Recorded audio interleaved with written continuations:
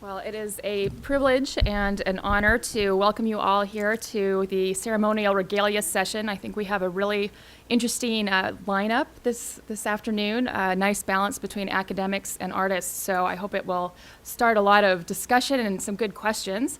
And I think what we're going to do to kind of try and keep to time is to save questions till the end of the session, if that's okay with everybody, so that we can get through everybody's presentation and then have some time at the end for that. So without further ado, I'm going to begin and introduce our first two presenters. They really need no introduction. I think most people know these two women. Clarissa Hudson is a Raven of the Sea Tern clan in the Snail House in Hoona.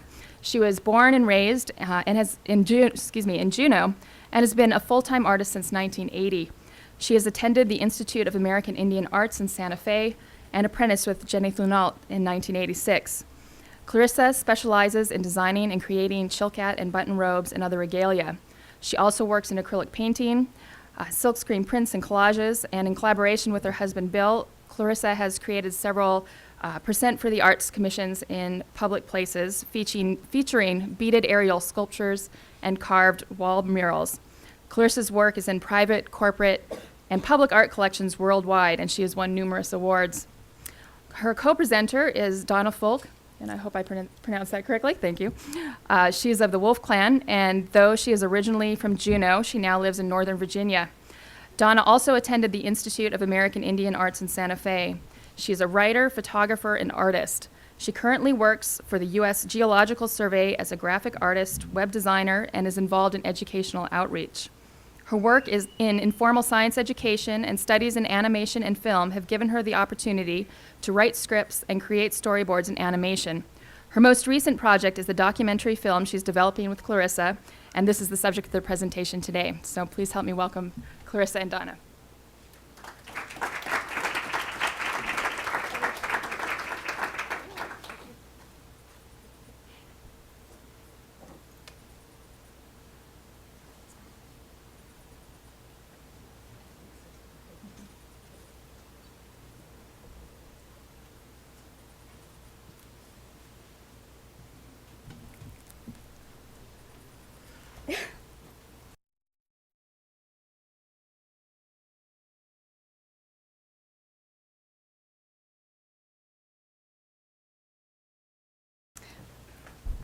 She's taller than we are. Yeah. Okay. All right.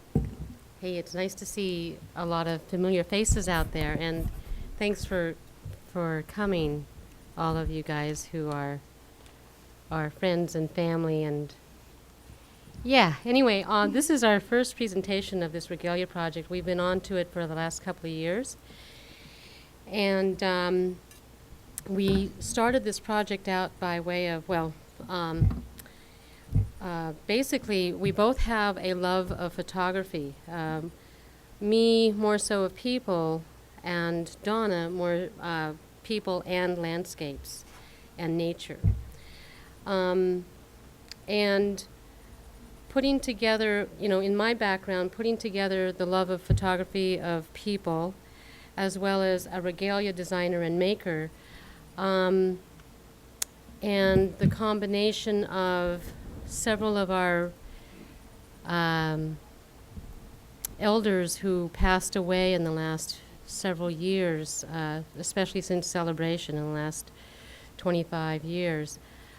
I always kept saying to myself, somebody ought to be documenting their regalia. The face, the human being, the personality to the regalia that they wear, or the regalia that has been handed down to them. And so in combination with the passing of Ida Kadashan and Ann Keener, Esther Littlefield, these women who were friends and acquaintances of mine, I was compelled to get off my duff and say, okay, somebody's, I've been saying 25 years, somebody's got to document people in their regalia in a portrait setting, not just in a dance setting, but in a portrait setting, and get information about their regalia, their stories, and their history of who made the regalia, what their stories are about in, as far as their design elements on the regalia.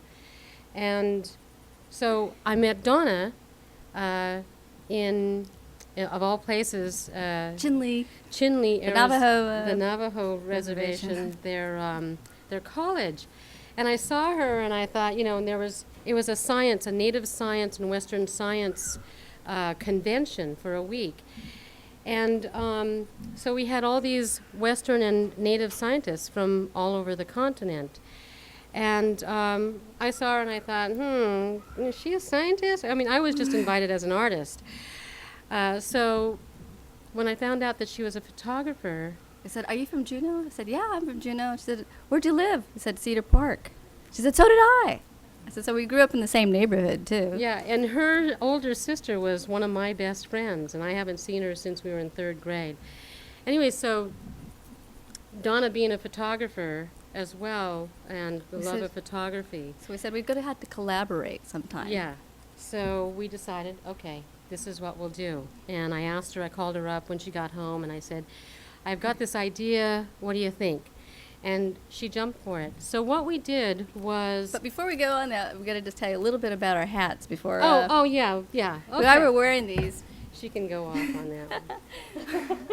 Well, we were at the opening of the Indian Museum, and people kept stopping us about these hats, the Russian hats, and said, "Well, why are you guys wearing these Russian hats? I don't understand that." So we had to explain about the trading with the Russians and how I originally wanted a Russian hat, so I found this photograph, and I knew I wanted a real one, so I went and found myself a real Russian hat and made this. But when the Russians left, we didn't have anyone to trade with, so we started doing the more stylized one, which Clarissa's wearing.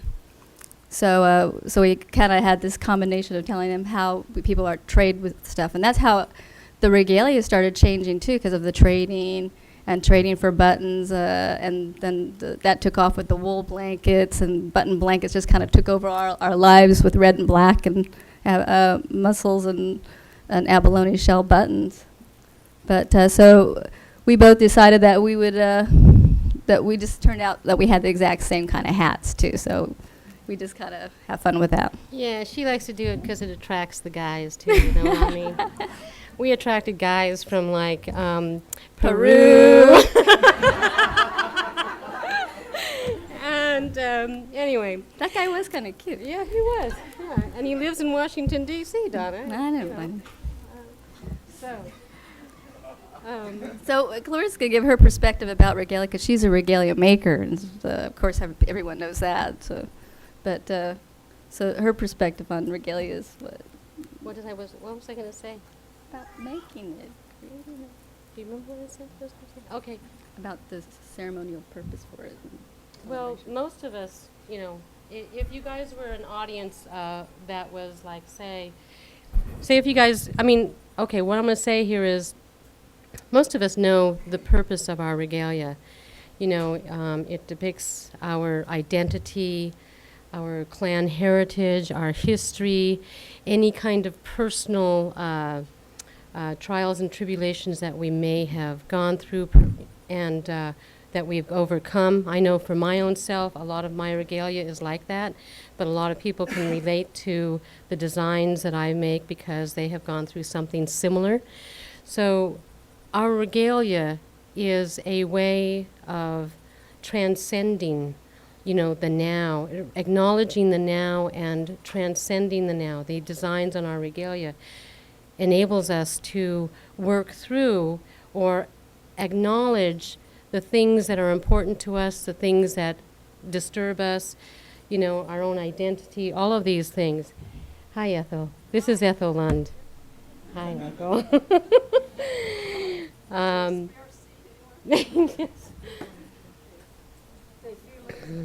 Good, yes. Good afternoon, Ethel. In fact, Ethel Lund has one of my most amazing robes that I've ever designed and created, and I had the honor of designing and creating a robe for Ethel. She's of the Frog Clan, and it was a pretty powerful robe that I made for her. For me, personally, as a robe maker, I had no idea that the work would be so spiritually inclined, that my connection, my direct connection to the Creator or to God or whatever you want to call it, became very loud and clear. And it's the thing that motivates me on this three-dimensional reality, this three-dimensional tangible plane. And so for me as a regalia maker, and I acknowledge the many regalia makers out there, like Evelyn Vanderhoop, people who've made the Chilkat robes, Delores Churchill, people who make the hats, all of these things that provide us with a sense of security, identity, acknowledgement. And to me, regalia is the very thing, like the physical, visible element that allows us to make our love, make our community very visible and whole, and come together and causes a great sense of unity. So, in the Dance Regalia documentary project,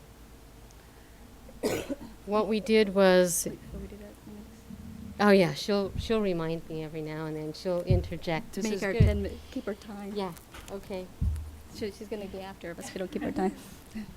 And me too. I come up from a family of regalia and carvers, and my family of artists. And I look at some of the old photographs of that my family have that sit around everyone's houses, and they see regalia about friends of the family and things like that. And my grandfather and his brother, Amos and Lincoln Wallace, were carvers. So I used to have this in my office when it belonged to BIA, and now it belongs to the Indian Museum. But this is a carving by Lincoln. So I was surrounded by artists doing carvings and regalia. My mother inherited some of the patterns, the moccasin footings, and patterns that in the old way would be commissioned by the opposite clan. So Horace Marks was commissioned to do this killer weld design for us many, many years ago, probably in the 40s or 50s, which this pattern's never made it to on a robe yet, but Horace is gone, but someday I think my mother and I will probably finish this robe and put this Horace's pattern on a robe. My mother, too, is a doll maker, and she creates dolls and and after family and friends. So you'll see people like Agnes Bellinger in here, Nancy Jackson, who she did a little raven dancer for. I used to beat the drum with Nancy as a kid in front of the Salvation Army in Juneau when I was a child. So I remembered her as one of the best raven dancers in Juneau when I was a child. So I too was brought up with being surrounded by regalia and things to remind us of that. So my grandmother also is from Juneau, and this is the old house that burnt down in Juneau. So this panel is no longer with us, and there's probably a few things that survived that fire, including this blanket, which we don't really know where it's at, but it's someplace in one of the Wolf House somewhere.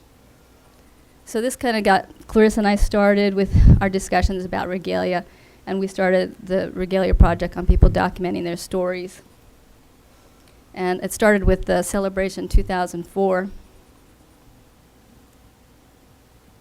She's kind of become our poster child for celebration, the children.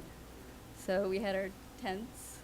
So what we did in 2004 was we set up this funky white tent. We had guys from KTOO and my husband and John Logger, the shoemaker there in Juneau, help us set up this white tent. We didn't use any lights, although we brought lights. We took photographs 9 in the morning till 9 at night. And the gods were with us. It was very bright light, and it transfused right through that white tent and gave us probably the best lighting ever. yes. And so we set up a backdrop. We got a couple of other friends of ours to join us to help assist in signing people up who would, this is, God, I could say a lot. God, this is. She could go on about this robe. This is Jenny's robe. In fact, this is Jenny's signature, and this is one of the things I'd like to, for those of you guys who don't know anything about robes and weavings, the signature of the weaver is basically in the left hand and the right hand corner of the robes. It's where the side fringes get tied off.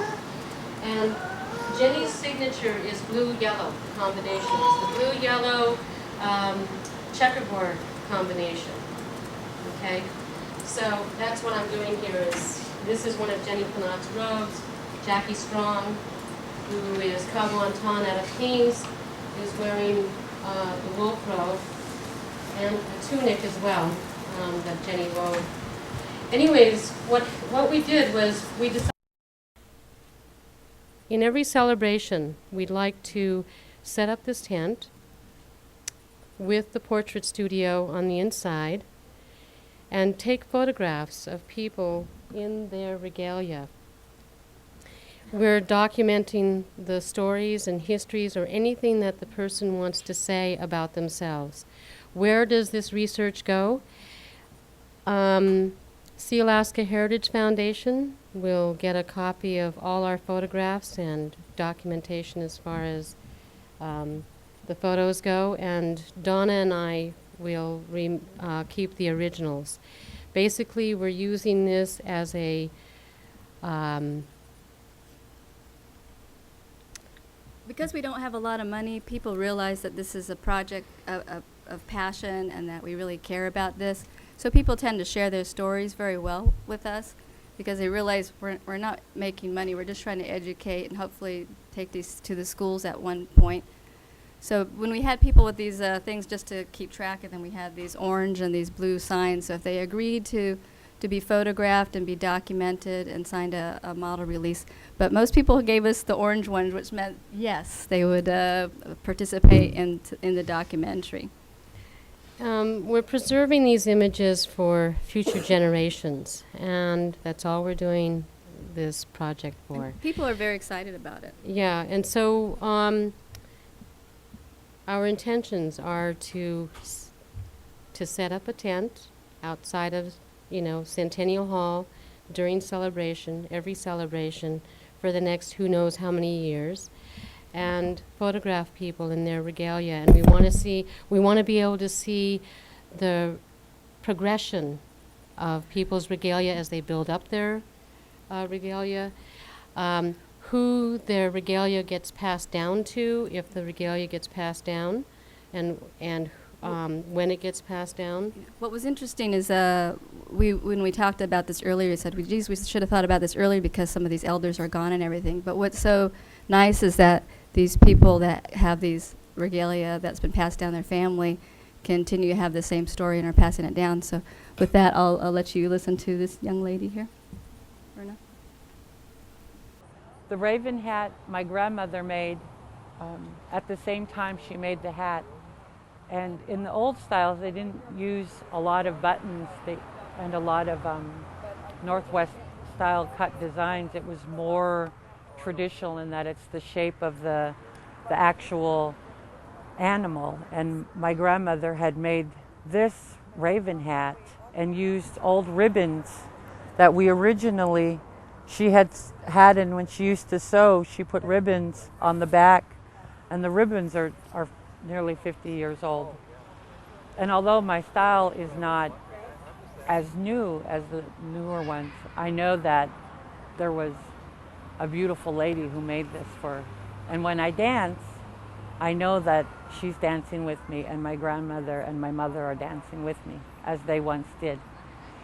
So I'd like to get through a few of these clips because I think we got the warning signal. So we'll just go through this very quickly. So some of the photographs we've been taking, and we've been actually having a lot of fun with the children, and the people have been getting very excited about putting new regalia on their children, which is kind of nice and refreshing.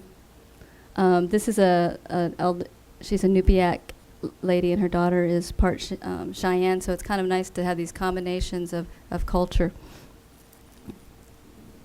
Where's my mouse? And these are, I've made 6 pair and my eyes gave out, but they're about 10 yards one way and 10 yards. And there's 3, so there's 30 or 40 yards of beads to get this short. Most of them go like about 100 yards for women with longer hair. And so this is all my hands could do. But these are Inupiaq, and these are her Cheyenne colors that she has that represents the Southern Cheyenne. So we made sure in trying to flow into both cultures of her heritage. So it's, she has a proud heritage. And I'm even 10 times more prouder for her.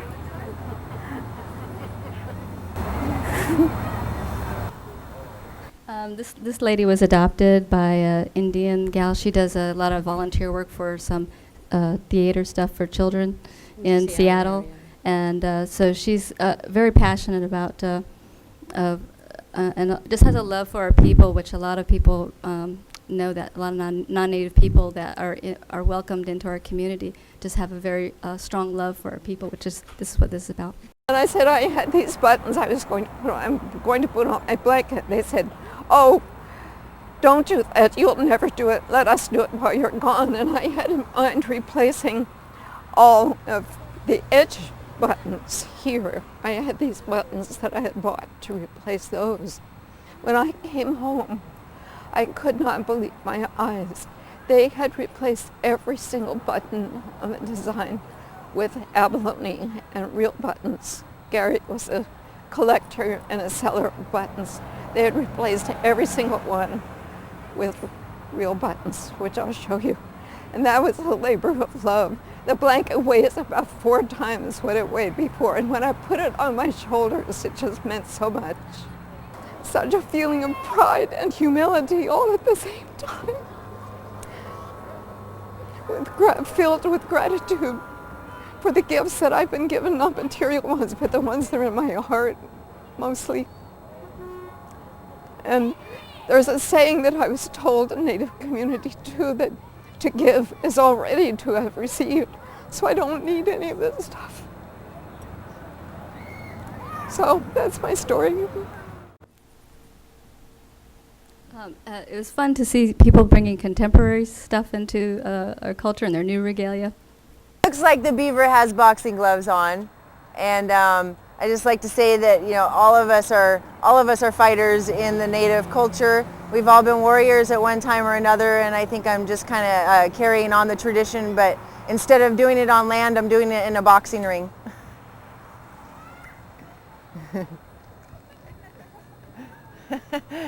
That's a good analogy, I guess.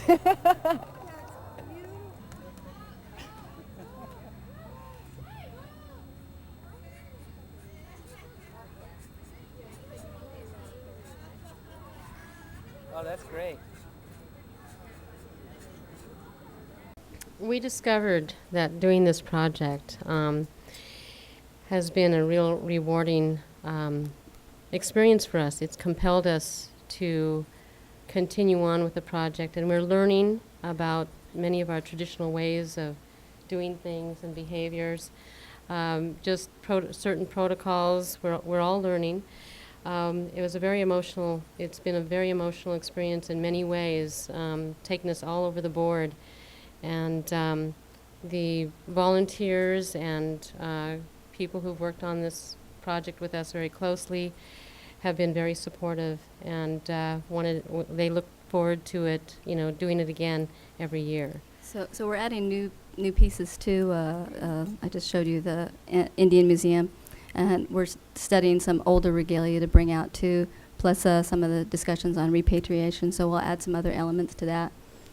This is our website for the Regalia project right now, and we're still working on putting some new clips on there, and hopefully we'll learn some new technology and maybe have some podcasts and other things like that on there. So we're getting to do that, and her son's a filmmaker, so he's been helping film a lot of stuff, and we'll be at next year's celebration as well. And we just want to thank Alaska Humanities Forum for just for some of the Some of the funding. some of the research funding that we've gotten. National Museum too, American Indian, has also funded some of Clarissa's some research. of my recent research, in back in November. And See Alaska, they haven't really given us funding, but they let us have an open reign of having a tent in front of the thing for celebration. Yes, So. exactly. And a lot of advisors and volunteers, and ArtStream Cultural Net is helping get us to be sponsored and get funding through them, because you can't get a funding for individual grants anymore.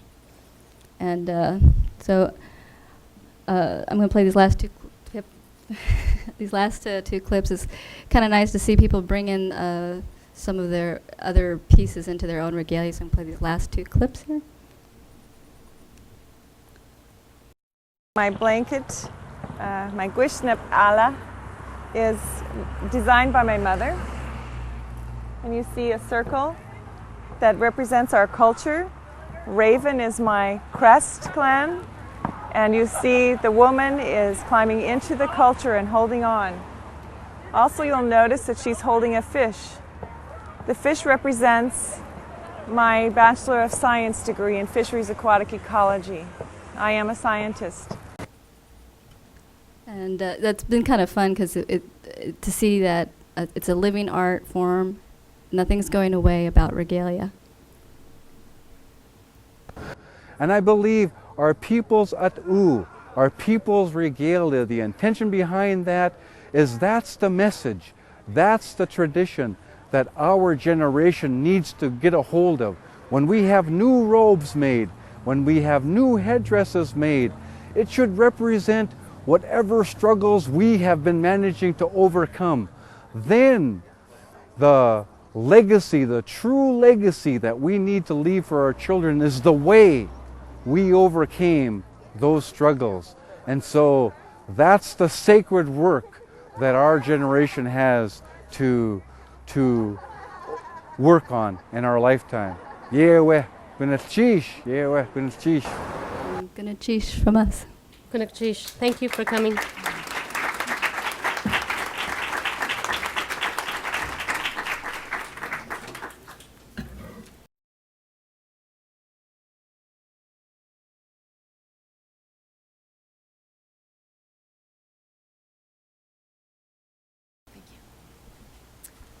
All right, our next speaker is Emily Moore. She is a graduate student in the history of art at the University of California, Berkeley, where she is writing her master's thesis on Chilkat tunics. She was raised in Ketchikan, and she is especially interested in Tlingit art of the 19th century and contemporary work by Southern Tlingit artists.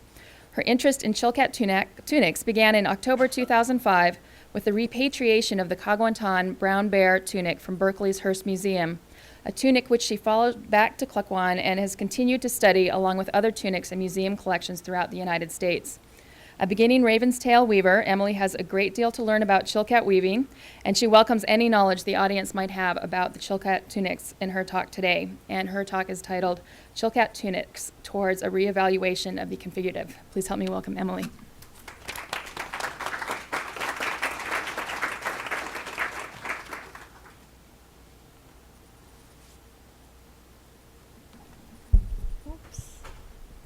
Thank you so much for coming. I'm feeling very academic now, and I hope that you'll bear with this paper. I wanted to begin by thanking Joe Hotch in particular. I'm not sure if he's here. He really was open to so many of my questions when I was first interested in this brown bear tunic. So thank you to him for being open to my research. I also wanted to emphasize that this research on tunics is just the tip of the iceberg, and I still have a lot to learn, so I'm hoping that any of you who know more about these tunics would share your knowledge with me. Finally, I need to ask for help pronouncing the Tlingit words, so I apologize in advance. Compared to the scholarship devoted to Chilkat blankets, Chilkat tunics remain relatively unstudied. George T. Emmons devoted a total of 5 paragraphs to the tunic in his 1907 monograph on the Chilkat blanket, while Franz Boas, in his notes to Emmons' text, added a 6th and slightly disparaging paragraph on what he considered the, quote, degeneration, unquote, of tunic crest design. In her 1982 book, The Chilkat Dancing Blanket, Cheryl Samuel suggested tantalizing possibilities for the relationship between tunic designs and house posts, possibilities I'd like to expand upon in this paper, but her focus on the blanket barred any further analysis of the tunic.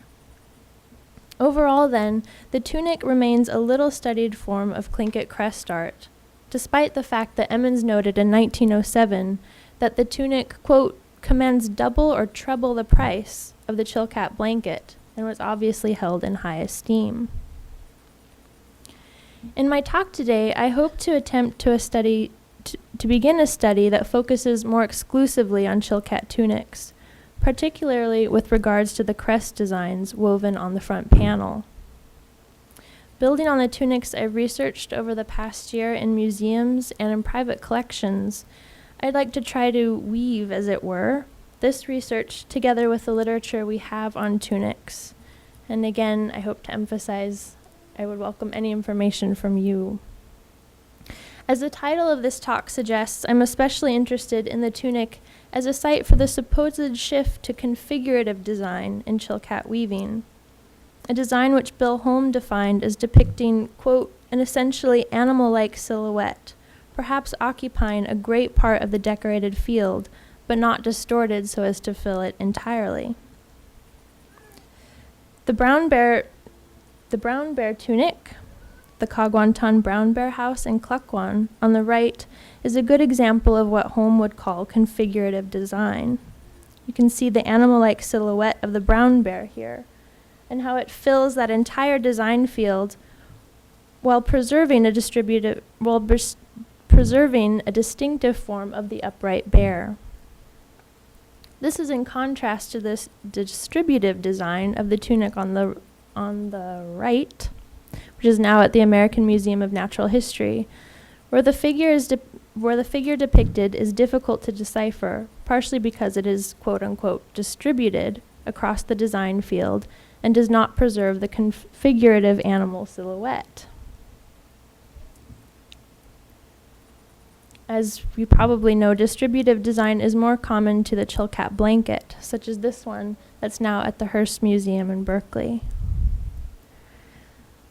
Now, both Emmons and Boas noted the increasing prevalence of configurative designs on Chilkat tunics in their 1907 study of Chilkat weaving, though they both used the term realistic to describe designs we would today call configurative. Both saw configurative design as evidence for the tunic's relative late place in Chilkat weaving's genealogy.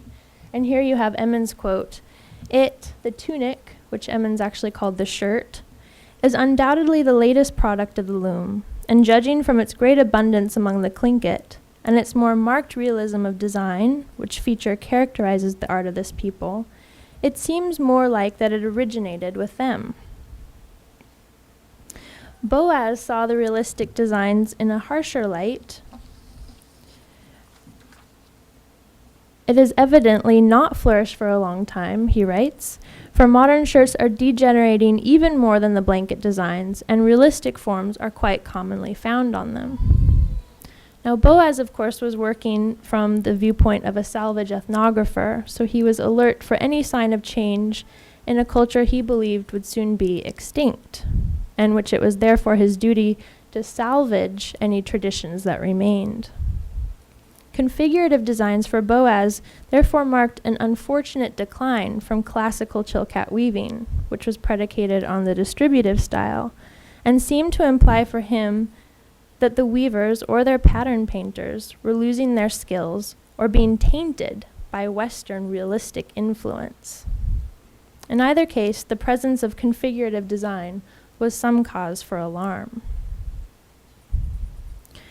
While it may be true that configurative design was a relatively recent innovation within Chilkat weaving, I want to suggest an alternative read to Boas's degeneration for Chilkat tunics. It seems to me that the configurative was actually a well-established tradition in three-dimensional carvings, such as house posts, which Cheryl Samuel has suggested seem to have provided patterns for Chilkat tunics. The vertical three-dimensional design space of a house post allowed for the embodiment, as it were, of a configurative design, which was increasingly translated onto the vertical, two-dimensional surface of the Chilkat tunic. I'll get to that argument in a second. Before I launch completely into that argument, let me back up for a moment to review two key tenets of what we know about Chilkat tunic design. Emmons, as we've seen, wrote that the tunic was, quote, the most recent in the genealogy of Chilkat weaving, with aprons coming first, blankets second, and tunics last. Because of this late date, Emmons argued, that the tunic was specifically Tlingit in origin, as the Tsimshian, or as Clarissa Hudson has told me, the Nijga, who invented the Chilkat weaving technique, do not seem to have woven tunics. Moreover, Emmons pointed out that the tunic shape is directly related to Tlingit hide armor, which he argues explains why the early Tlingit name for the tunic was Keka, I don't know how to pronounce it, which translates as cover or protector.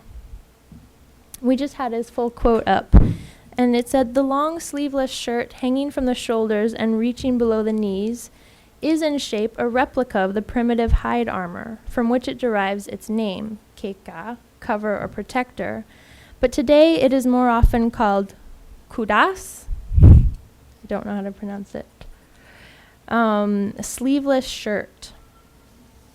Incidentally, I don't know when the English term switched from that shirt to the tunic that we call today, but I do know that Cheryl Samuel's book began to call it the tunic, 1982. Oops. In this 1895 winter and pond photograph, we can see the hide and Chilkat tunics paired. The Klukwan man Kurawat and the hide tunic on the left, and Louis Shotridge's father in the Chilkat tunic on the right. Here we can see the similarities in form between the two tunic types, which suggests good reason to believe Emmons' account that the woven tunic is based on the one in hide. It's also interesting to note that the ties on all of the tunics I have so far studied close the tunic on the wearer's right, as indicated in this drawing from Cheryl Samuel's book of a tunic from the Canadian Museum of Civilization. From what I've learned with talking with Steve Henriksen, hide armor was also tied on the right in order to protect the wearer's left side with the full wrap of the hide. So a warrior who was right-handed would want to turn the full hide of his left side so that he could hold his kind of shield and use his club or knife. Much more could be explored on this relationship between hide tunics and woven Chilkat tunics, so I'm interested to hear more of Steve Henriksen's research. A second clue to tunic design comes from the pattern boards from which women wove the tunic designs. As most of us know, men painted these pattern boards, and women wove the designs into Chilkat tunics and blankets. Thus, these boards could be used to produce multiple tunics of a similar design. For example, a pattern board that I researched at the Portland Art Museum corresponds to several tunics known in museum collections, and the Portland Art Museum has two tunics that resemble the designs given on either side of this pattern board. One side depicts a brown bear with a distinctive row of 5 faces as his teeth, and this design matches a tunic now at the Portland Art Museum said to have belonged to Situk Jim of Yakutat. This is also similar to another sleeved brown bear tunic recently displayed at the National Museum of the American Indian, and I apologize for that photo. This was on the recent Northwest Coast exhibit at NMAI. You'll also remember that we saw this pattern on the tunic worn by George Shotridge on the right, and although it's difficult to tell if the difference in color between these two tunics, here you can see on these faces, this particular set of 3 faces seems to have a darker blue, whereas these seems to have a darker color in the center. And I'm not sure if that's an effect of the photograph or if they're genuinely 2 different tunics. On the reverse side of the pattern board is a double-headed raven design, from which Erna Gunther wrote that, quote, only two shirts were made, both by Mrs. Williams of Klukwan. More recently, however, in the University of Pennsylvania's Objects of Everlasting Esteem, Nora Downhauer identified this pattern as the two-door house tunic from the village of Kluktu, or 12 Mile near Klukwan. Downhauer notes that there were 3 tunics made from this pattern, one at the University of Pennsylvania, one at the Portland Art Museum, and one at the Denver Art Museum, which you can see here. However, at a recent show outside San Francisco, I saw what is possibly a 4th two-door house tunic at the Bonhams and Butterfields auction house. This tunic is different in some ways than the 3 other tunics we just saw, particularly in its red lining of the mouths of the ravens. But it's interesting that this tunic seems to be the only one to follow the pattern board's design at the Portland Art Museum. And here at the very top you can see those U-forms that were contained on this pattern board and that seem to be continued here. The other 3 tunics had the opercula band surrounding them. I wanted to talk just briefly about some of the tunics I've studied by Jenny Clunot because they've been some of the most creative. This is one of the two-door house tunics that's now at the University of Pennsylvania. And you can see on the back of this tunic, rather than using what Cheryl Samuel calls the ghost face, Jenny Clunot chose to use a face that seems to me to be, and I apologize for this slide, very similar to the Wormwood post in Klukwan with that kind of bulbous crown on the very top. It's a very interesting face to go on the back of a tunic. I also noticed that she's made small purses, this one for Elizabeth Sheldon Hakkinen in Haynes, which was based partially on these frogs that were in Klukwan. So she seems to often draw motifs for her tunics from 3-dimensional carved designs, and that's very important to the argument that I want to return to now. The so-called problem of the configurative design that I started this paper with can be reinterpreted on an argument that goes something like this. Figurative Chilkat weaving designs belong to a formal sequence within Northwest Coast painting and carving. The same men who are carving and painting crests on screens and house posts painted the pattern boards from which the women wove.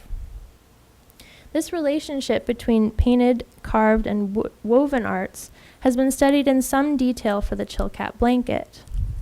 Boas noted, for example, that the distributive design on Chilkat blankets follows a design field of the bent wood box, with a central panel flanked by 2 side panels. In contrast to this understanding of the blanket, the Chilkat tunic's relationship to painted and carved designs has received very little attention. Cheryl Samuel notes fleetingly in her book on Chilkat blankets that, quote, there's a striking similarity between house post painted boards and the shape of and design on the front panels of the woven tunics.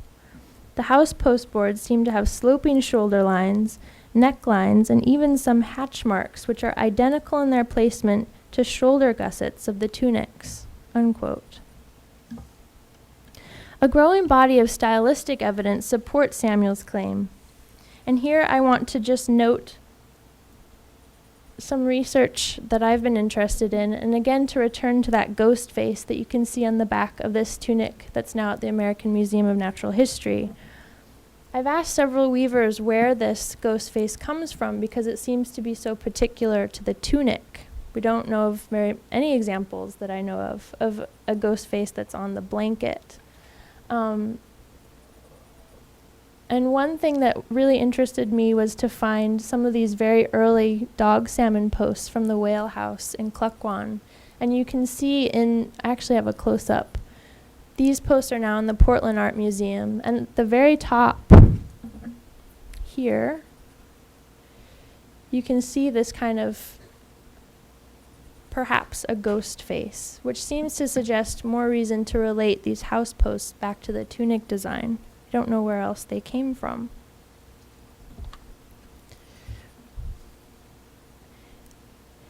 Cheryl Samuel's example of the series between house post boards and tunics limits her published example to an example of the distributive design.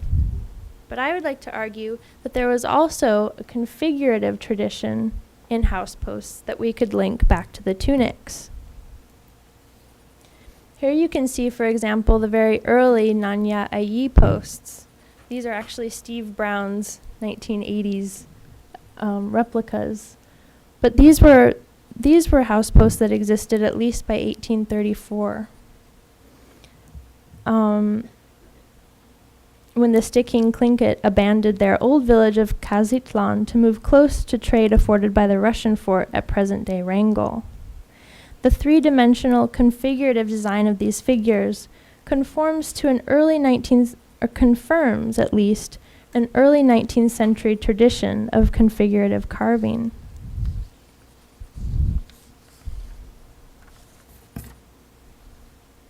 Oops. Klukwan also had the famous examples of configurative carving on their house posts, and these, of course, are the multiplying wolf house posts of Sitka and Anahuts. And here you can see a tunic that was recently in the Alaska State Museum that seems to have at least some resemblance to those house posts.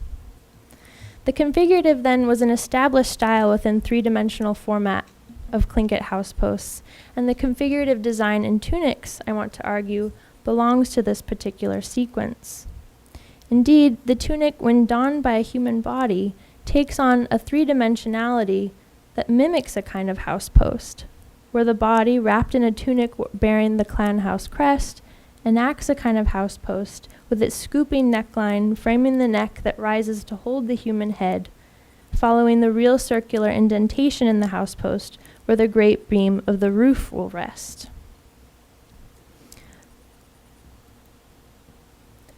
Just to briefly end with my original interest in the Kagwantan brown bear tunic, here you can see this was the tunic that Joe Hotch brought back up to Klukwan.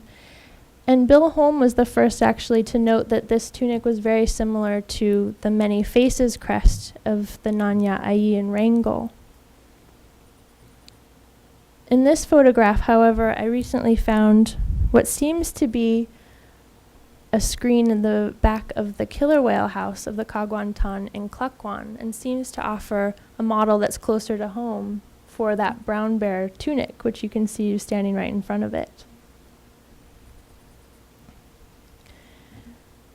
At the very end, however, I recently found this photograph, which shows what appears to be a miniature many faces board.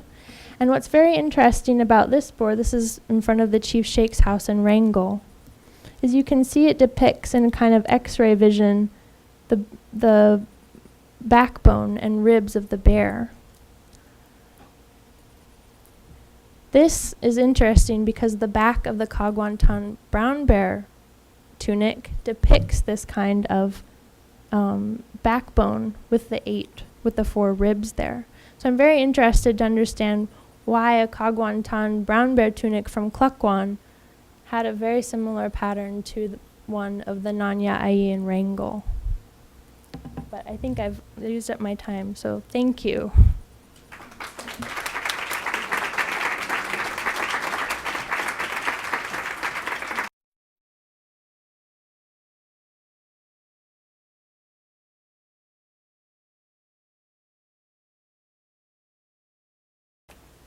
Thank you very much. I'm very happy that I could step in, and I hope that Anna's family is doing well and will be okay.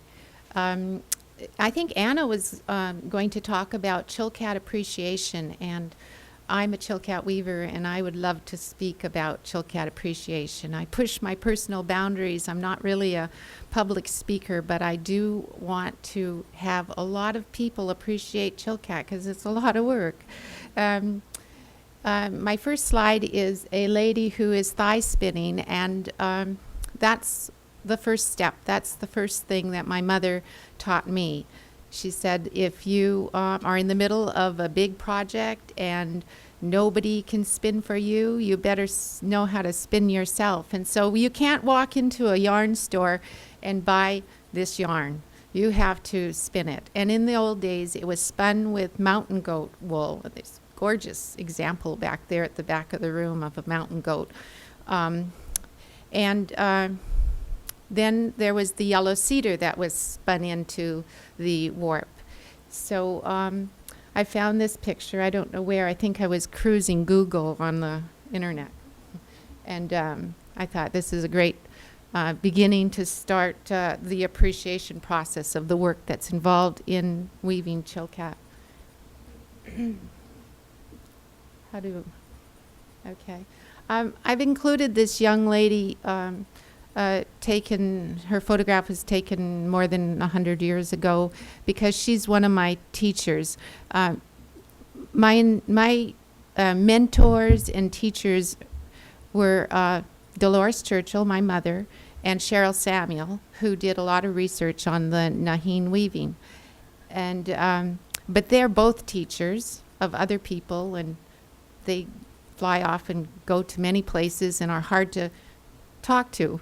So when I had finished my bands with my first robe, the yellow and the black, where do I start? So I couldn't talk to my mother and I couldn't call Cheryl. They were both somewhere, but not where I was. And I found this photograph in a book, and there is where she started. It was right in the beginning. So I consider her one of my teachers. And it also illustrates that the loom that we traditionally use is so simple that some people don't even want to call it a loom, but it's just a plain bar with drilled holes 1 inch every inch for as long as what your object is going to be. And the warp is hung down and gravity weighted. So everything is done with your hands. It's all the tension, everything. And so that's also, you have to appreciate that hard work, because we don't have the quick shuttle and that even the Navajos, when they weave, they can take half their warps and swing that shuttle through, then get the weaver across real fast. Well, we are twining, so it's a real hard process. But in this picture, you'll see that there's gut bags that are protecting the end, and many people confuse the loom and say that, oh, it's not just gravity weighted, that there's a tension to it, but there really isn't a tension. That is just to protect the warps, because it takes a woman. Emmons stated in his book that it takes a woman about a year to weave a robe. Well, I think Clarissa and I could attest that that would be very quick. Well, Clarissa did that, but for me, it was 2.5 years for my first robe, and Clarissa was in the middle of her first robe. So it was really a rare thing that even though I couldn't reach my mother and Cheryl when I had a few problems, occasionally she and I were speaking to each other on the phone, and we're like, isn't that, like, who can we ask? Because there really isn't that many people who are taking the time or have the ability to take that time to weave a robe in this fast day and age. But I wanted to include this lady as one of my teachers also. And it was great to be able to have a sounding board and a discussion with Clarissa every once in a while when she was in the middle of her first robe. Again, the mountain goat wool is what we used traditionally, and nowadays we use merino wool, but we still thigh spin and we still put the yellow cedar into the warp. Mountain goat wool was a trade item, and a lot of times people say that the Haidas, how could the Haidas have had any early weaving of this weave, and because we don't have mountain goat wool in our territory. But when Juan Perez came to the island, he wrote down in his journal very specifically what he traded with the Haidas with, and handfuls of this wool was a trade item that they first came out to the Spaniards with to trade. And also in my studies, I've found that mountain goat wool had a set value up and along the coast. And so it was a very, very much almost like a currency to us. So the Haidas were great traders. So of course we had the trade item. And I feel very strongly that we were also weavers of this art traditionally. The robe is a really good example of how the Tlinkits, Haidas, and the Tsimshians did trade with each other, because the northern Tlinkits had to trade for the cedar bark. Some of the northern Tlinkits were way too far north for cedar, so they traded with the southern Tlinkits or Tsimshians and Haidas for their cedar bark, and the Haidas traded for the mountain goat. And the yellow dye comes from wolf lichen, which you only get in the interior. So we traded with interior people for the yellow wolf lichen. So it represents a lot of collaboration and trade. Another thing it represents is collaboration with women and men, because this is an art where they both get into the picture. Traditionally, arts are very defined. What a man does is very defined. What a woman does is very defined. This art, the man weaves the painted pattern board, and the woman transposes that painting into the painting with the yarn. Here's a beautiful example of a cedar bark robe that was done contemporarily by a young lady, Victoria Moody, in Skidegate. And she did a great job of combining raven's tail and cedar. But I just wanted to include the fact that cedar bark robes came first. You know, we were weaving cedar bark clothing, and then I believe Bill Holm did a paper on how we chronologically came through with this art of the textures or textiles of the Northwest Coast. This is a robe that my mother wove. It's in Ketchikan it was a 2% for Art project, and she replicated a robe that that Cook had collected on the way, and also it has this is a replication, so that there was robes that had the raven's tail two-dimensional or two geometric patterns on the top and the bottom. I helped her with that. I'll never do it again. It's so difficult working with the cedar and creating the clothes.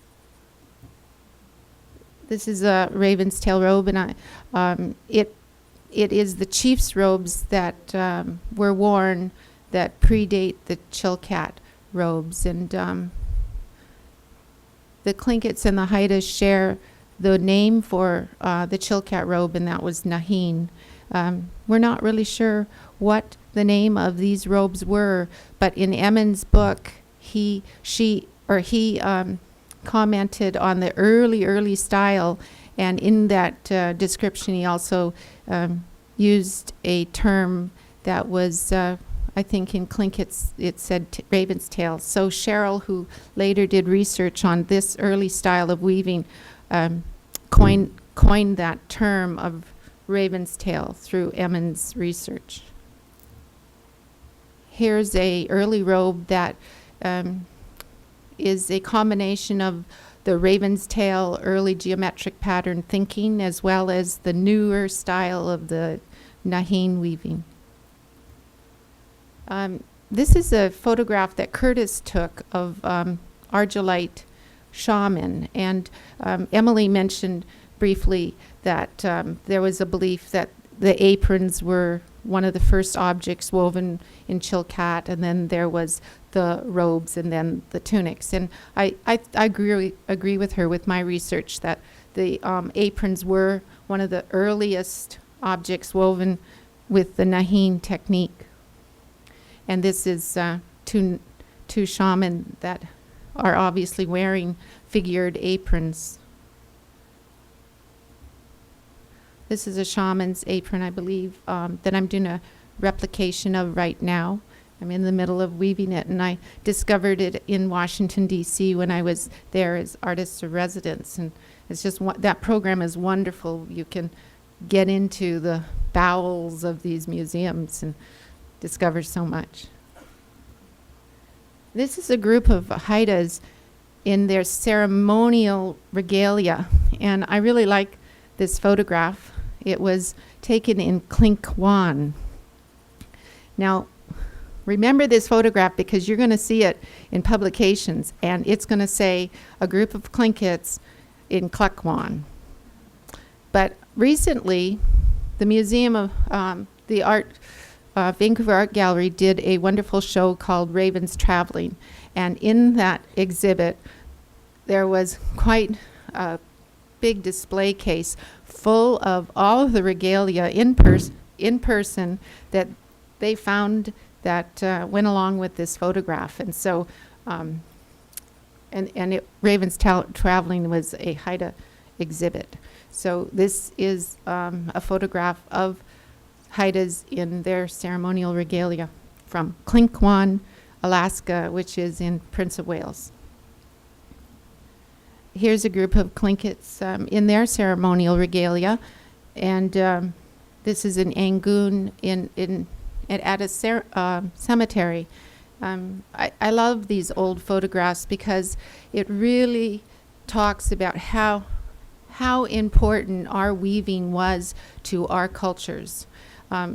Weaving was so appreciated by our people, and it's just a really heartwarming and a real spiritual thing to be part of this art when I know how appreciated it was with our cultures. And so I love these old photographs. This is a great photograph because it shows a lot of different styles of regalia, and you can see the Hudson Bay blankets, when the people came with their blankets. I was reading in my research that iron was a great trade item the first few years when the first explorers came, but quickly the cloth was a very popular trade item, very much in demand. And of course, if it takes a woman a year or more to do a robe, then of course, having this instant cloth would definitely be something they would want to trade for, because it wouldn't be as expensive as a woman's year of work.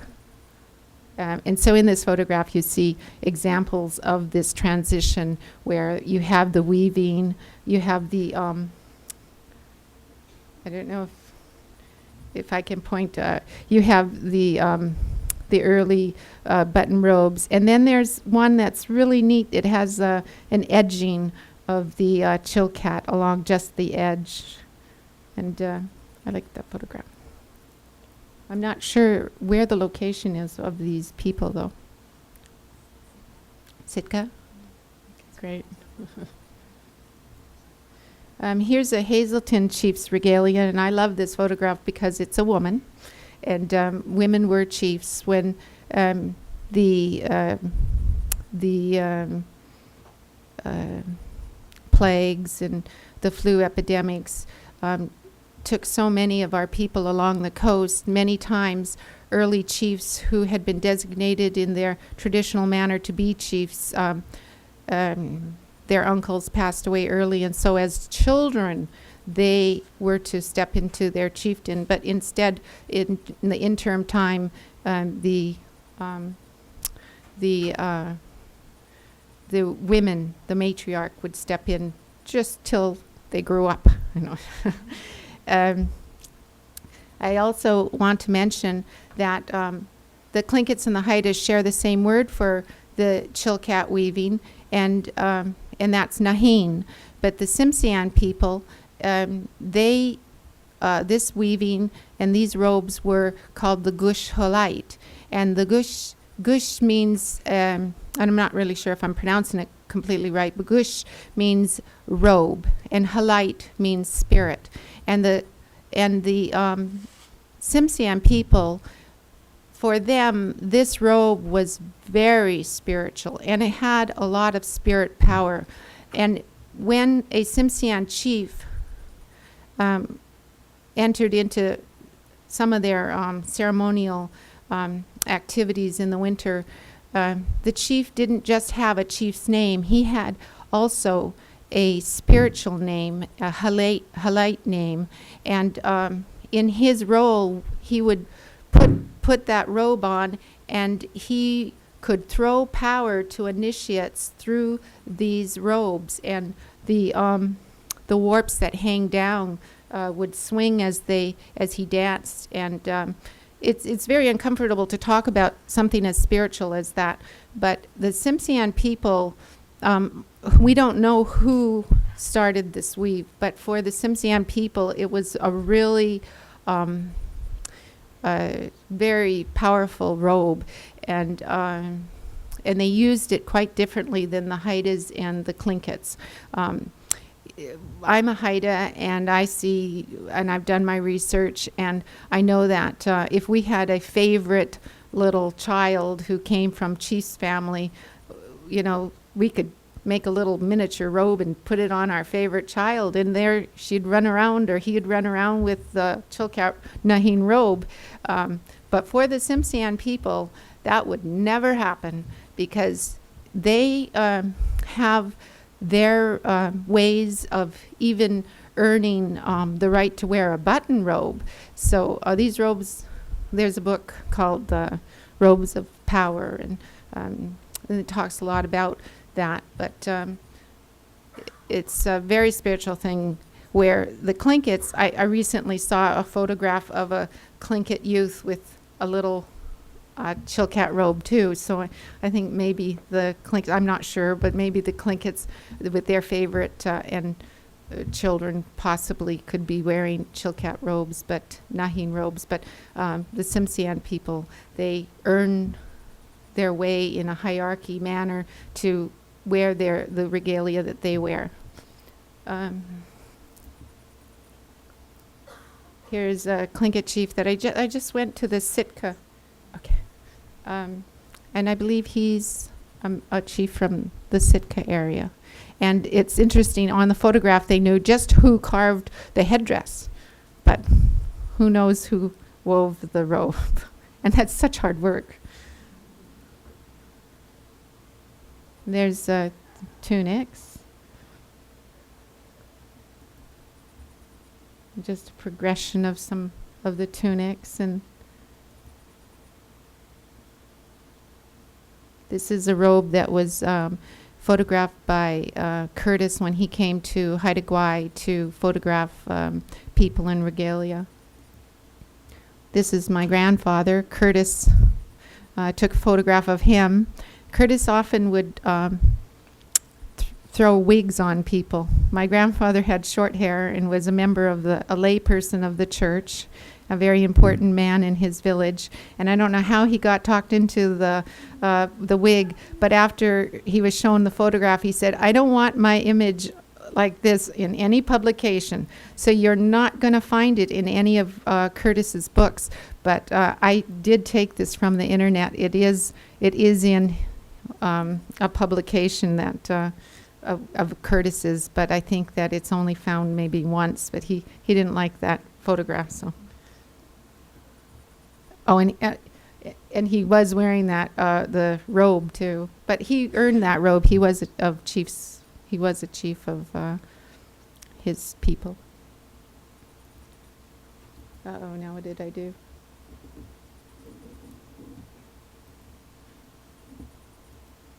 So this is just examples of different designs. And this is a tunic I was in the process of doing, and now it's finished, and it's at the Vancouver Museum being displayed at the Totems to Turquoise exhibit. And there's a picture of me wearing it, and I just wanted to model it so that you'd appreciate how long it was and how full it was. It's definitely a full-size tunic. I went to Celebration, and it's just wonderful to be able to go to Celebration and talk to these people who really honor their regalia in a very traditional manner. And I went running up to this lady after I saw her dancing, and I said, I'm in the process of I'm weaving a tunic just like this. And she talked to me, and she said that she just recently was awarded the ability or the honor of taking care of her clan's objects, and that she had to go to her clan and ask if she could use that tunic, because traditionally women don't use the tunic. And I thought that was really interesting. So this is the first time that a tunic is being danced by a woman. And there's a picture of my mother and Cheryl Samuel and Ernestine Glessing Hanlon weaving the first raven's tail robe in maybe 300 years. Reg Davison dancing Raven's Tail. This is my very first Raven's Tail project, the Raven's Tail edge around a button robe. And we all want to have this work continue. And this is my daughter, Carrie Ann Vanderhoop, who wove the bear's ears that she's wearing. And she graduated from Harvard with a Master's of Education, and during that year she was weaving a full-size raven's tail robe, and I'm very proud of her, and I'm very happy to have a continuation of this weaving. And I want to enter into my mother and my grandmother's footsteps as far as being open to teaching this weave. Thank you.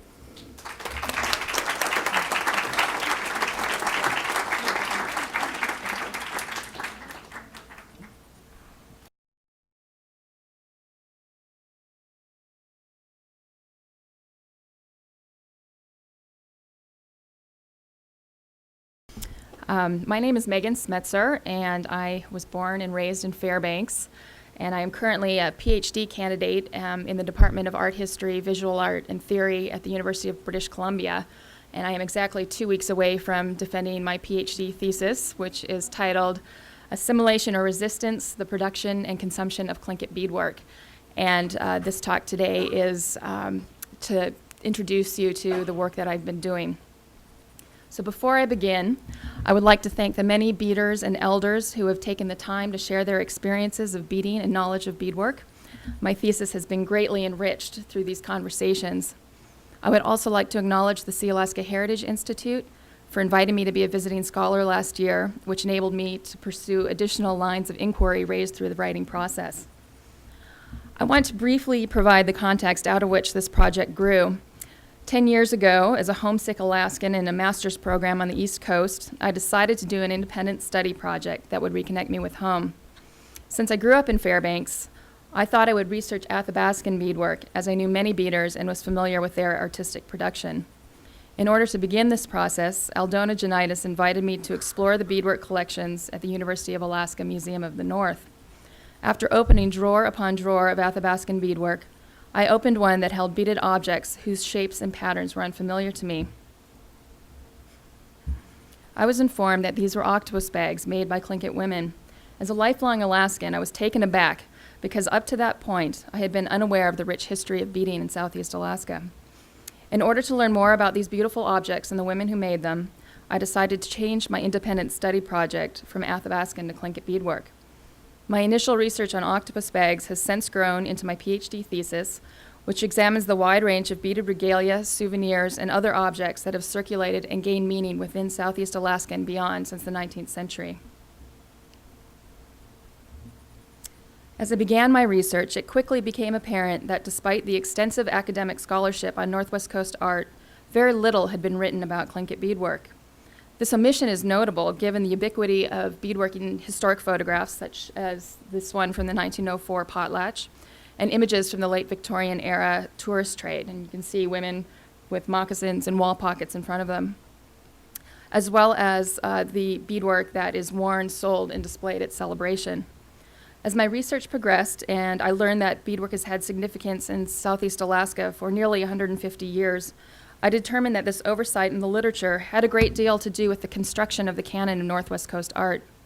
Beadwork, because it is made from cloth and beads originally acquired through trade, had not been perceived to be either authentic or traditional by anthropologists, art historians, and others. My approach to beadwork has been to leave aside these imposed Euro-American categorizations and look carefully instead at the ways in which beadwork has circulated and gained meaning from the late 19th century to the present. I do this in a series of 4 case studies that I will discuss further in this presentation. To fully illustrate the complex histories that inform the production and circulation of beadwork, I have utilized 4 interrelated research strategies. First, I have developed an approach to beadwork that draws on important theoretical work that positions academically marginalized artistic productions, such as beadwork, in a way that foregrounds indigenous values and counters Euro-American categorizations. Secondly, I read the ethnographic and photographic records of Southeast Alaska against the grain, just in a matter of speaking, which recognizes that what isn't written is often just as important as what does appear. Third, and most significantly, I have attended to this gap in the literature through conversations with beaders and elders whose knowledge is unparalleled and has rarely been recorded in regard to beadwork. Finally, I have assembled into a database over 1,100 pieces of Tlingit, inland Tlingit, and Tahltan beadwork currently located in museum collections across North America. I'm really sorry you can't read that slide, but if anybody is interested, I can print it out for you later. This is a list of museums that are in my database that have beadwork in them, and it's a list that continues to grow as this progresses. As the compilation of this database was the precondition for all the other analyses, it was crucial to identify those museums with noteworthy collections of beadwork and examine, document, and analyze the contents. Because this database underlies the entire thesis and is also the most potentially useful aspect of this research here in Southeast, I will introduce the process I undertook to develop it and share some of the findings. I chose to focus on beadwork in museums as opposed to that currently being used in Tlingit communities for several reasons. First, prior to my thesis, a comprehensive survey of beadwork in museum collections had not yet been undertaken. In order to do so, I sent 800 letters to museums across North America to determine their holdings of Tlingit and inland Tlingit and Tahltan beadwork. Of those that responded, museums with only 1 or 2 pieces sent photographs and related provenance materials for inclusion. I traveled to those museums with larger collections to photograph the pieces and research the related archival information. This process has resulted in an extensive catalog which makes up the second half of my thesis. While still a work in progress, the 1,100 objects in its current incarnation are organized alphabetically by object type. Oh no, it's not showing up. What you would see if it was working would be a photograph of the piece of beadwork on the right or on the left-hand side. Then it would list a bunch of different things. So for example, each piece is illustrated with a thumbnail image and includes provenance information, materials and dimensions, museum location and accession number, approximate date of construction, place and maker, if known, collector, if known, and other relevant information. Upon the completion of my thesis at the end of April, I will provide copies to the Sea Alaska Heritage Institute, the Alaska Historical Library, the Sheldon Jackson Museum, and other institutions and communities as requested. And I threw this in here for all the Chilkat weavers up on the panel here. This is a tunic that on the front is half of a Chilkat blanket, and on the back is a tunic that's beaded and made from wool. A second reason for focusing on beadwork in museum collections is that the important work of documenting regalia currently being worn and used in Southeast, beaded and otherwise, is already being done by Clarissa and Donna, as you heard. And I hope that my research will complement in some small way their really important work. So it's really been a privilege for me to be up here with the two of you. Finally, as an Alaskan but a non-native one, I see this project as an act of reciprocation, a way of giving back to the place and people who have contributed to the shaping of who I am as a person. I would like my thesis to be the initial step in this process. As I talk to more people and get feedback on the thesis and catalog, I hope that this will lead to collaborative projects that will be useful to beaders and future researchers here in Southeast and beyond. The institutional repositories of beadwork reveal a great deal about how it has been valued. Beginning in the late 19th century, objects produced by indigenous peoples throughout the world were systematically collected by anthropologists and others working for newly developed museums that attempted to classify and quantify humans and their material production.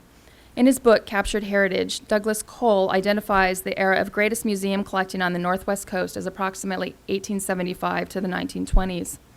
The mandate of these museums, as part of a larger colonial endeavor, was to collect a wide range of items from native North American groups in order to preserve what they felt was a pre-contact way of life that was rapidly disappearing, and to trace processes of cultural evolution through the material record. For this reason, collectors focused on objects that did not obviously show a history of contact. Franz Boas made this bias explicit by referring to the, quote, contamination by European wares, end quote, as a significant stylistic problem. Beadwork, made from commercial cloth and imported glass beads, did not conform to the anthropological ideals regarding purity and was rarely purchased by the major anthropological museums. Beadwork slowly began to enter museum collections, primarily smaller university museums, during the second half of this era, so beginning around 1905 to the 1920s or so. The few ethnographic collectors from this era who did acquire beadwork usually had long-standing relationships with individuals and communities in Southeast. George Thornton Emmons was the first to collect multiple examples of regalia beginning around 1905, and I'm showing you two of the many pieces that he collected. Most of these pieces are at the National Museum of the American Indian, although the Burke Museum has several octopus bags that he collected for the Alaska Yukon Pacific Exposition in 1909. Another significant collection resides at the University of Pennsylvania Museum, collected in the 1910s and 1920s by Louis Shotridge. Many pieces of beaded regalia worn at the 1904 potlatch are in this collection. In the photograph, Evelyn, that you showed, there are several pieces that are now at the University of Pennsylvania Museum. Many pieces of beaded, later collections include one obtained by the Portland Art Museum in 1948 from Axel Rasmussen, who had been the superintendent of schools in Wrangell and Skagway during the mid-20th century. Other pieces of beadwork at the Portland Museum have been more recently acquired from Elizabeth Cole Butler, and I'm showing you two of the pieces that entered the museum in 1997. And I'm also showing you a detail of a photograph of Klukwan participants at the 1904 potlatch, and the man on the right is wearing the collar and both leggings that I've illustrated there. Another extensive and lesser-known collection of regalia is at the University of Alaska Museum of the North. Oh, let me show you that. Which was donated by a woman who purchased a box of beadwork, mostly regalia, that she found in a Ketchikan curio store in the 1950s. And this is just two of the tunics, collars, octopus bags that they have in the collection there. A second group of beadwork collectors consisted of individuals who came to Alaska as missionaries, who were primarily male, and school teachers, who were primarily female. In terms of beadwork, these individuals collected souvenirs, which include moccasins, dolls, wall pockets, bead-covered bottles, and so forth. The collection of Presbyterian missionary A.R. McIntosh, who was stationed at Haines circa 1890 to 1910, is now at the University of Alaska Museum of the North, and these are pieces from his collection. Ethel Clem was a school teacher in Ketchikan and Haines in the 1930s, and her collection of dolls, moccasins, and purses are now at the Yale Peabody Museum. And the doll in the center is actually has a name of an artist. Mrs. Johnson was the woman who made this, and I don't know if anybody knows who Mrs. Johnson is, but I would love to know. Ketchikan. Ketchikan, yeah. So.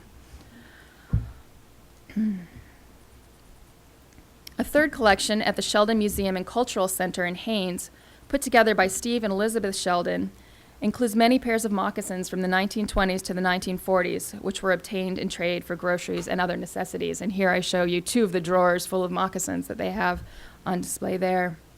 You'll be happy to know, however, that the majority of Tlingit beadwork is in museum collections here in Alaska. Sheldon Jackson Museum, Fairbanks, Juneau, etc. The Alaska State Museum, Sheldon Jackson Museum, and the University of Alaska Museum of the North have the three largest collections of regalia and souvenirs. And the National Museum of the American Indian in Washington, D.C. has the largest collection of beadwork outside of Alaska.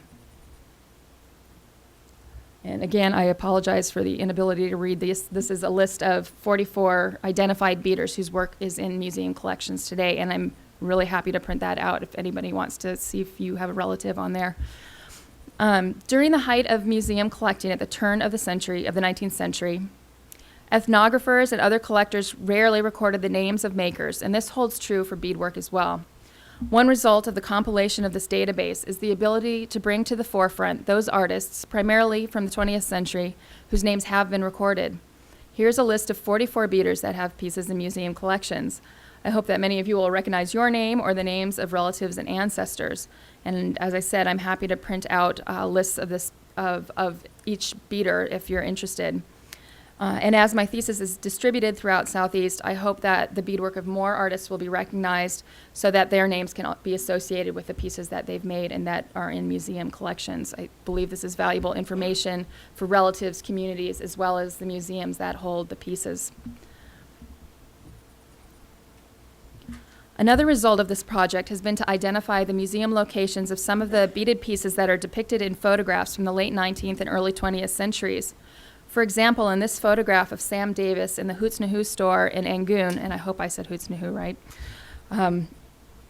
this was taken by Vincent Soboleff at the turn of the 19th century. The octopus bag on the right is now in the collection of the Portland Art Museum. According to Axel Rasmussen's records, he was the collector, he purchased this bag from the photographers Lloyd Winter and Percy Pond in the 1930s. The bag on the left of the image is quite similar to two bags located in Fairbanks. This similarity, particularly in terms of the central motif, provides previously unrecorded information regarding a possible community of origin for these two bags. And perhaps there's someone in the audience right now who recognizes the pattern and can identify the maker. As mentioned above, the catalog incorporates the data from museum records and archives. In addition, I have indicated in the notes section if a piece is illustrated in a photograph. Through my conversations with beaders and elders, I have been able to add other kinds of data as well. A series of conversations held with Pamela Bogda led to the identification of a pair of moccasins that had been made in the 1960s by her grandmother, Annie White of Hoonah. These are now located in the Denver Museum of Nature and Science, and they had been given to a school teacher, James Hembry, in 1965. So, conversations with Johnny Marks and Florence Marks Shakely suggested a possible use for a certain kind of dance collar that was worn at the turn of the 19th century. Both speculated that these pouch collars were probably used to hold money. Here I show you one example that appears to be worn by the man at the center of these 1904 potlatch participants from Angoon. And I apologize for the quality, but the man who's standing directly below the dragonfly at the center of the picture, I believe is wearing the collar that I'm showing you here, which is now in the museum in Fairbanks.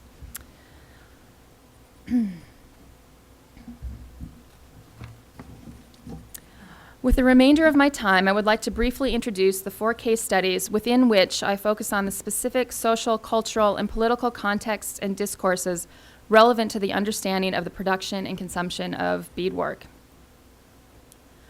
The late Victorian era, circa 1880 to 1920, encompasses the first 2 case studies.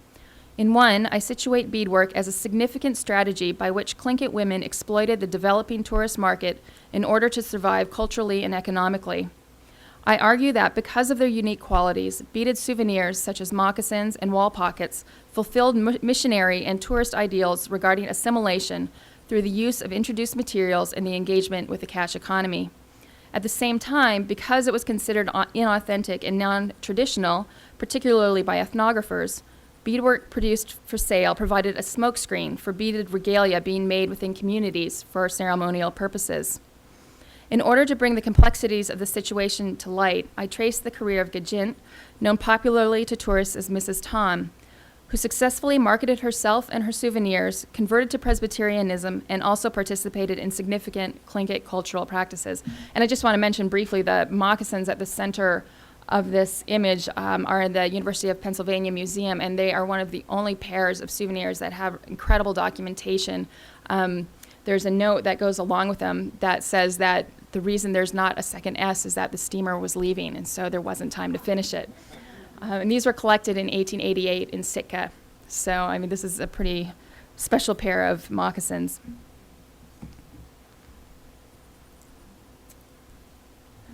Beadwork is ubiquitous in the photographs from the 1904 potlatch, and I argue that Euro-American settlers may have understood beadwork's prominence in these images as a clear signal of the degeneration and disappearance of Tlingit people and their cultural practices through assimilation. Colonial officials, ethnographers, and others may have understood beadwork as a weak substitute for pure cultural expression.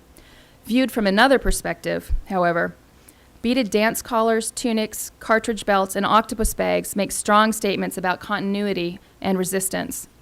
The beaded bib-shaped dance collar, for example, parallels both in shape and crest embellishment 18th century wood and hide armor. I believe that the makers and wearers of this evocative collar style would have understood it as a reference to the strength of Tlingit warriors and an assertion of Tlingit identity in the face of increased colonial pressures.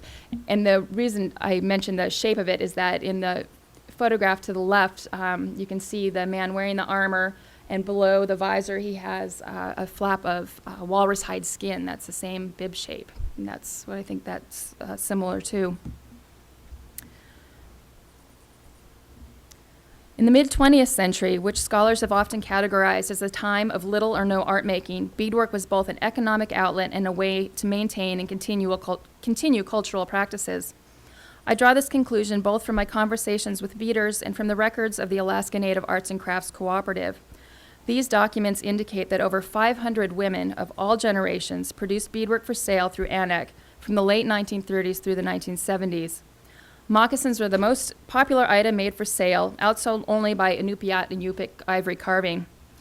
Dolls were also produced, and they illustrate a significant shift that represents, in part, the increasing political economy of Alaska Native people throughout the 20th century.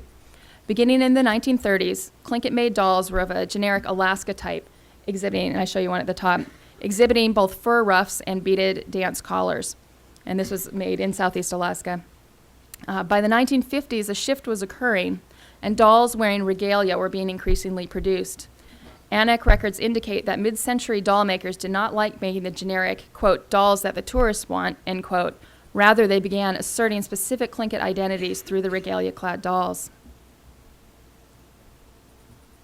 My last case study examines the multiple roles played by beadwork at Celebration. I've been attending Celebration since 2000 and have witnessed the ways in which beadwork is worn and used in a variety of settings. The Mount St. Elias dancers, for example, differentiate themselves from the other dance groups by pointing out the significance of their beaded regalia and how it visually illustrates long-standing relationships with interior peoples. Beadwork is often sold at the Native Artists Market and has been included in the juried art shows. Here I show a picture I took of Florence Mark Shakely in 2002, selling her bread and butter line and taking commissions for dance collars.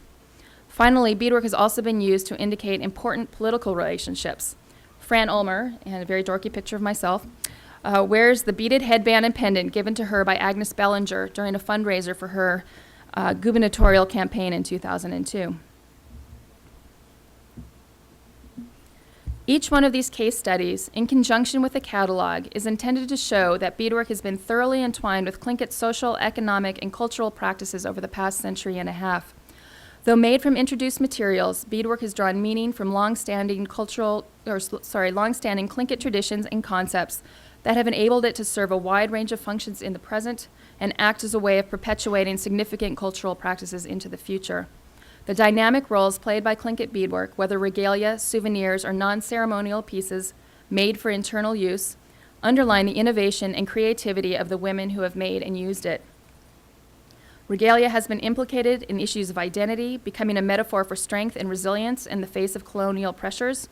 Among Tlingit communities and by Tlingit individuals, beadwork has served as a marker of difference and an expression of long-standing relationships with other indigenous groups. Beaded souvenirs have helped to fulfill tourist expectations of indigenous peoples through materials and embellishment. At the same time, these expectations contributed to what I term colonial blindness that allowed for the continuation of some cultural practices during eras when those practices were considered degenerate, dying, or disconnected from tradition. And though I did not speak of them today, non-ceremonial items, particularly those from the turn of the 19th century, also hold meaning, both revealing the significance of cloth within Tlingit practices and in gift giving to those who had long-standing connections with communities and individuals. The acceptance and transformation of new materials such as beads and cloth indicate the flexibility within which Tlingit people have accommodated cultural impositions at the same time that they have furthered significant and long-standing cultural practices. In this presentation, and my thesis as a whole, I have attempted to show that attention must be paid to those concepts and objects that have continued to accrue meaning or play roles through the significant cultural disruptions caused by colonialism. Rather than focusing on colonially imposed categorizations of authenticity and tradition, it is more useful to examine accommodation, resilience, and inventiveness. It is my hope that this approach to these beautiful objects, in combination with a catalog of beadwork and museum collections, will have value and use here in Southeast and lay the groundwork for future explorations of the practices and histories of Tlingit beadwork. Thank you.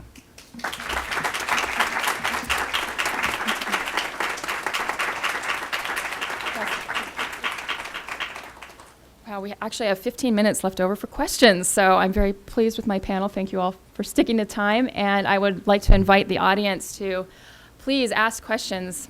Yes?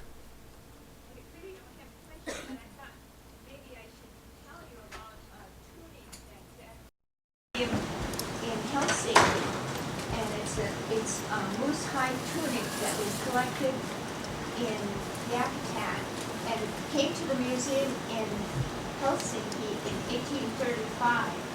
And the tunic looks very much like the tunics that they're wearing today, but the work, instead of beadwork, they had moose hide, and also they used the porcupine quill.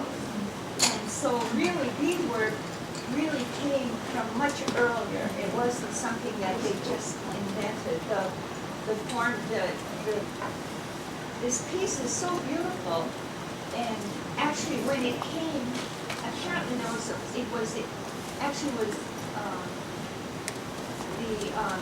collector had sent it to Turku, but because the king wanted to see it, and so it was sent to Helsinki. Well, Turku burned, the whole town of Turku burned.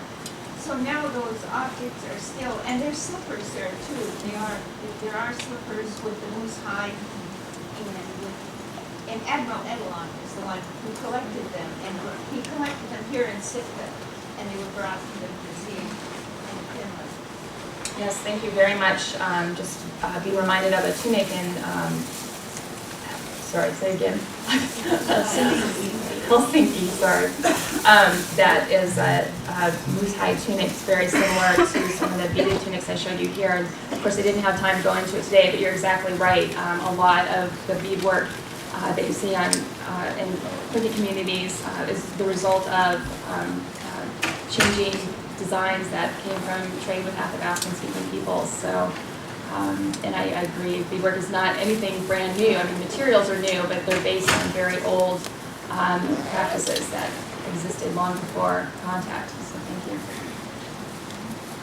Have you done any relationship on what the octopus bags that the Cree or Ojibwe people way back east had the same kind of pattern?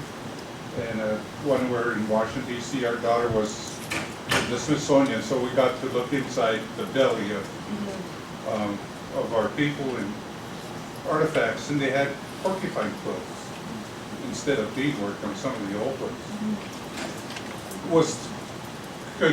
Did anybody look at that relationship, how it went across the country? I know in the Great Lakes there's no octopus. Yeah, that's great. How did get to Southeast Alaska? And that's a great question. Kate Duncan has written an article I think from 1991 that traces it all the way from the East Coast to Southeast Alaska. However, the octopus bags are really concentrated in Southeast Alaska, which I think has a lot to do with the Russian Orthodox Church being here. Because if you look at the processional banners in Russian Orthodox churches, they're very similar. They have these they have three tabs that hang below.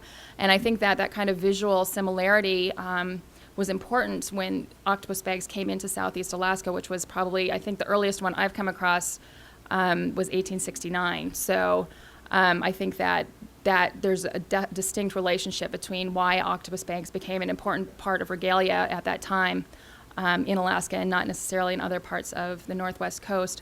And of course, the first octopus bags were traded in through the river valleys, and I think Kate Duncan has said that the earliest one she found came from Telegraph Creek, Talton area, down through to Wrangell, and then they spread from there. But I think there's also routes that came down into the Chilkat Valley as well. So I'm not sure that, they came just through all of these trade routes. And early bags that are attributed, that have been collected in Southeast are often from elsewhere. They were made in Talton communities or Casca or beyond and just slowly but surely got traded. But eventually Tlingit women started putting their own patterns on and have names of motifs and things that are different than the things that were traded in. So, yeah.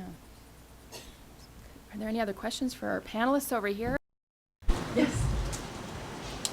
My name is Naayaa.heen,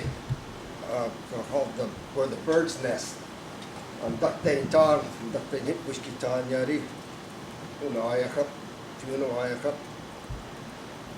Seattle, Washington, South Washington,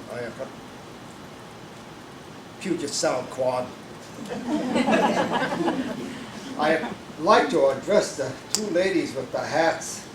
I'm impressed. When I came to Juneau for celebration a year ago, they had your tent out there, and somebody told me, you need to go down and get your picture taken and tell them about your regalia. And I thought about it, and I looked at these ladies, and I said, I don't think I want my picture taken and my regalia taken. My brother was very adamant about our designs in the back of our robes. That he was afraid it was going to be stolen. And I thought about it at the time, and I thought, well, if we don't take the pictures, we don't document what it is, and then it's going to die. But then again, when I saw them, I turned away from them.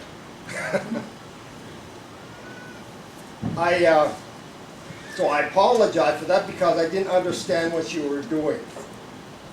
Because my brother and I, our picture was taken in Seattle. And one day I got a call and said, you know what, you're for sale. And I said, what do you mean? And I said, your picture is downtown Seattle in the Arts Gallery, your brother and you, and they're selling your picture.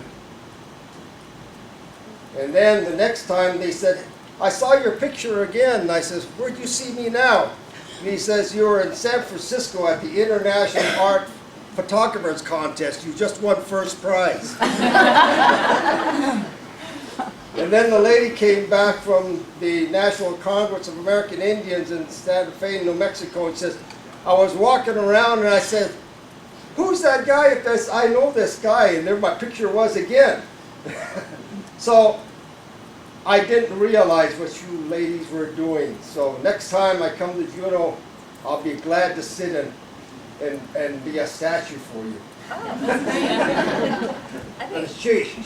Oh, I I think that is a conflict for people because people abuse and use their stuff all the time for putting in National Geographic or these kind of things. People take portraits of people without them knowing it. And I think, of course, too, we're protective of our own family regalia and our own stories, our own personal stories. But we're trying to be more open so that you can take and share these things with your own personal family to have those. I mean, we're not going to claim them for our own and not give permission for the people that are so gracious on giving us, telling us their stories. and we think it's kind of important, and hopefully someday we'll get the funding to be able to take it to some of the schools and have the young children realize that we have this pride that that you guys need to continue and get them on a better track. Yeah, we really thank the people who have come to us in the past. The very first year, We can't hear you back here. Oh, let me just I'll just get up there. Without the participants being photographed for the documentary, we wouldn't have any purpose, right? So we just want to say thank you very much for those who came out in the first year to be photographed and to be documented. It's a very sensitive subject. I'm a regalia maker. I make robes that are unique just for a clan or a certain person, and I don't like to replicate them, unless, of course, they're to non-natives who don't mind that. Even so, I don't like making duplicate robes, but thank you, Mr. Burrill, for stating your feelings and your process by which you went through this and understanding where we are coming from on documenting the regalia. Again, it's for future generations, it's for ourselves as far as acknowledging who we are, where we come from, and where we will be going. And anyway, thank you for that. Are there any more questions? All right, well then I would like to thank you all for attending and listening so well to the ceremonial regalia session. And with that, I'll let you go off and have a coffee break. Thank you.